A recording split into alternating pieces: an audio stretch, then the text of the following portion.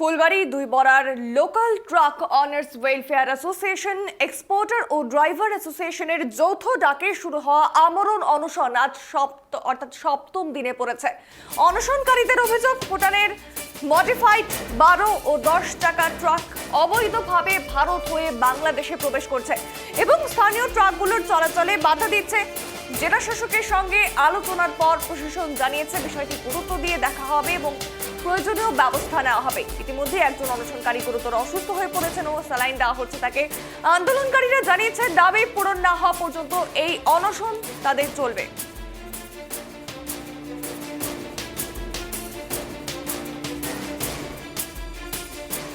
আমরা একবার জানিয়ে রাখবো, ফুলবাড়ী দুই বরার local truck owners association, welfare association, exporter ও ড্রাইভার অ্যাসোসিয়েশনের যৌথ ডাকে শুরু হওয়া আমরণ অনশন আজ কিন্তু সপ্তম দিনে পড়েছে। অনশনকারীদের অভিযোগ, ভুটানের মডিফাইড 12 ও 10 চাকার ট্রাক অবৈধভাবে ভারত হয়ে বাংলাদেশে প্রবেশ করছে এবং স্থানীয় ট্রাকগুলোর চলাচলে বাধা দিচ্ছে। ঠিক এই কারণেই কিন্তু তাদের অনশন চলছে এবং তার মাঝেই কিন্তু একজন অনশনকারী যিনি অসুস্থ হয়ে পড়েছেন তাকে স্যালাইন দেওয়া হচ্ছে, সেই ছবিও কিন্তু আমরা দেখতে পাচ্ছি।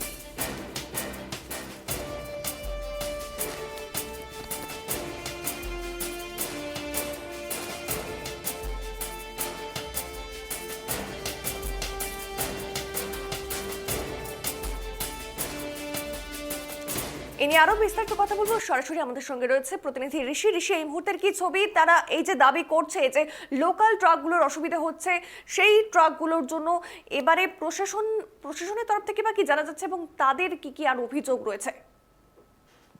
দেখো অভিনন্দন, তোমাকে প্রথমেই জানিয়ে দিই যে এই যে ফুলবাড়ী ভারত বাংলাদেশ সীমান্ত দিয়ে যে ভারত থেকে যে বাংলাদেশে বোল্ডার বোঝাই রপ্তানি করা হতো তা কিন্তু পুরোপুরি ভাবে বন্ধ রয়েছে। তবে জানিয়ে দিই যে ভুটান থেকে বেশ কিছু গাড়ি, প্রায় ডেলি 1.5 থেকে 200 গাড়ি কিন্তু ভুটানের গাড়িগুলি কিন্তু বোল্ডার বোঝাই করে বাংলাদেশে নিয়ে যাওয়া হচ্ছে।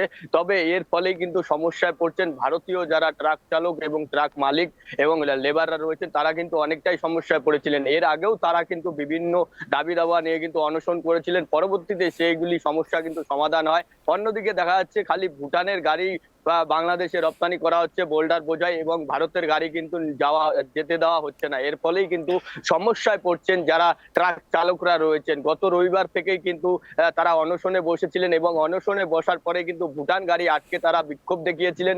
অন্যদিকে এই খবর পাওয়া মাত্রই কিন্তু অনশনকারী যারা রয়েছেন ট্রাক চালকরা, তারা কিন্তু তড়িঘড়ি 5 জনের একজন প্রতিনিধি দল শিলিগুড়ি মেয়র গৌতম দেবের সাথে কথা বলেন। পরবর্তীতে কিন্তু দার্জিলিং জেলা শাসকের সাথেও তাদের বৈঠক হয়। প্রায় 2 ঘন্টা বৈঠক হওয়ার পরে কিন্তু এই যে মডিফাইড করা যে ভুটানের যে গাড়িগুলি রয়েছে, যেগুলি 12 চাকা থেকে 18 চাকা করা হচ্ছে, তাতে করে কিন্তু বোল্ডার বোঝাই করে নিয়ে যাওয়া হচ্ছে, তার ফলে কিন্তু সমস্যায় বাড়ছে।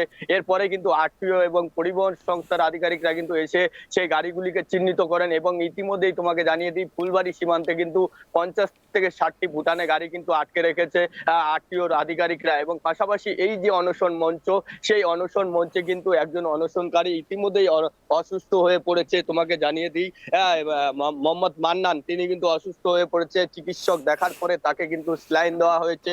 তবে বিস্তারিত ঘটনা, এখানে অনশনকারীরা রয়েছেন এবং পাশাপাশি এখানে একজন ট্রাক চালক মালিক রয়েছেন, তার সাথে কথা বলবো।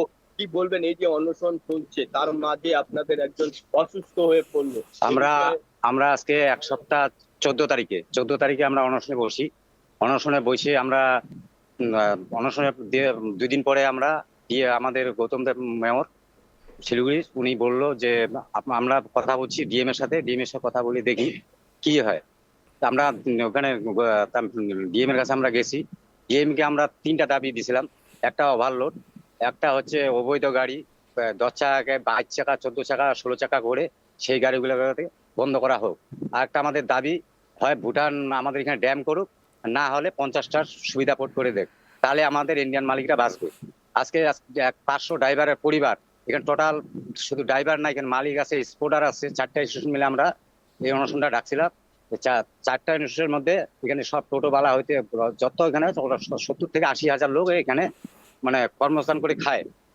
আমরা সেই জন্যই বলছি যে 50টা যদি সর্বমুখী দেয়, নাহলে আমাদের ড্যাম করুক। আমাদের দাবি একটা মানে হয়েছে, ডিএম এর কাছে গেছিলাম আমরা, ডিএম সাথে সাথে বলছে যে অবৈধ গাড়ি আমাদের ভারতের গাড়ি ভুটানে কি আছে ভুটানে থাকবে, আমাদের ভারতে কোনো অবৈধ গাড়ি চলবে না।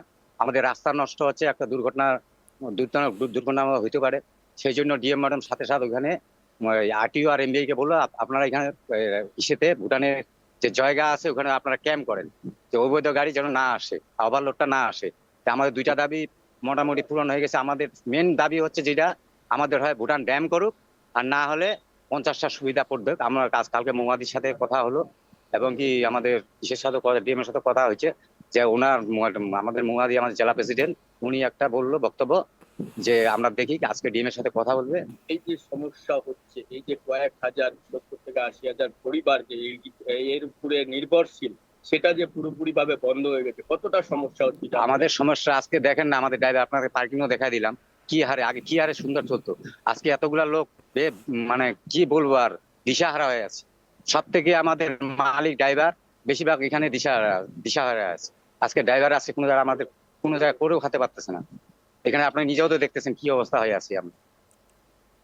আমরা চাই যে সুবিধা হয় ড্যাম করুক, না হলে আমাদের 50টা গাড়ি সুবিধা ভুটানে করে দেয়। তাহলে আজকে দেখো বাংলাদেশে আজকে 200 গাড়ি মানে ক্যাপাসিটি, আজকে 220-30টা গাড়ি যদি ভুটান যায় তাহলে আমাদের ইন্ডিয়ান কথা নিবে। তার মধ্যে এখানে একটা ব্যাপার আছে, আমাদের ইন্ডিয়ান গাড়ি আজ 7 দিন হয়ে গেল তাদের এই অনশন, প্রশাসন কি বলছে? অভিনন্দা, তোমাকে জানিয়ে দিই যে এই যে 7 দিন হতে চললো, 7 দিনের মধ্যে কিন্তু প্রশাসনের আধিকারিকদের সাথে তারা কিন্তু বৈঠক বসেছিলেন। বৈঠক করার পরে জেলা শাসক তিনি কিন্তু নির্দেশ দিয়েছিলেন যে খুব তাড়াতাড়ি তাদের এই সমস্যার সমাধান করা হবে। অন্যদিকে এই যে ভুটানের গাড়িগুলি অবৈধ, যেগুলি মডিফাইড করে চালানো হচ্ছে যাতে ভারতের মধ্যে ভারতের হয়ে তারপরে বাংলাদেশে যাচ্ছে, তাতে কিন্তু অনেকটাই সমস্যায় পড়তে হচ্ছে ভারত সরকারকে, কারণ তারা কিন্তু সেই ট্যাক্স কিন্তু ভারত সরকারকে দিচ্ছে না, তবে বাংলাদেশকে সেই ট্যাক্স দিয়ে কিন্তু তারা এই ভুটান গাড়িগুলি পাস করছে, যার ফলে কিন্তু সমস্যা। এবং কয়েক হাজার যে মানুষ এখানে রুটি রুজির উপরে নির্ভরশীল ছিল, তারা কিন্তু এখন কিন্তু পথে বসতে চলেছে। তারা চাইছেন তাদের যে ভারতের গাড়িগুলি যাতে চালানো হোক এবং এখানে ভুটানের গাড়ির যে পাথরগুলি রয়েছে এখানে ড্যাম করে এখান থেকে যাতে সেগুলি চলে, সেটা যাতে বন্দোবস্ত সরকার করে দেয়, সেই দিকে কিন্তু তারা তাকিয়ে রয়েছে। অসংখ্য ধন্যবাদ ঋষির সঙ্গে থাকার জন্য।